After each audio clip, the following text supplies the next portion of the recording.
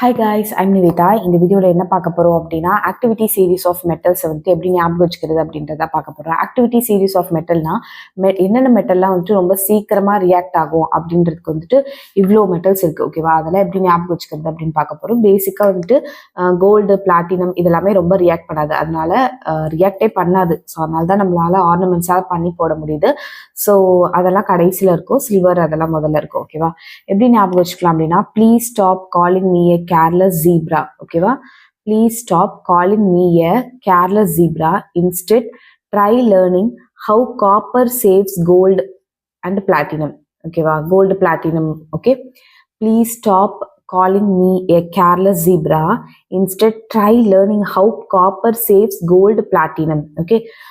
So please, அந்த P இருக்குல்ல, அதுக்கு வந்து பொட்டாசியமோட ஃபார்முலா வந்துட்டு K. எஸ்னா சோடியம், Na. காலிங் சி, கால்சியம், ஓகேவா? Ca. எம்னா மெக்னீஷியம், Mg. ஏனா அலுமினியம், Al. சினா கார்பன், ஓகே? இசட்னா ஜிங்க், Zn. இன்ஸ்டெட் அப்படின்னா அயன், Fe, ஓகே? டீனா டின், Sn வரும்.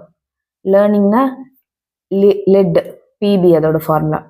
How, H, hydrogen, H. காப்பர்லாம் அப்படியே தான் வரும். சேவ்ஸ்க்கு பதிலாக சில்வர், கோல்டுக்கு பதிலாக கோல்டு, பிளாட்டினம்க்கு பதிலாக பிளாட்டினம், ஓகேவா? இந்த நிமோனிக்ஸ் பிடிச்சிருக்கா இல்லையா அப்படின்னு சொல்லிட்டு கண்டிப்பாக கமெண்ட் செக்ஷனில் சொல்லுங்கள். Please stop calling me a careless zebra. Instead, try learning how copper saves gold, platinum. Thank you so much for watching.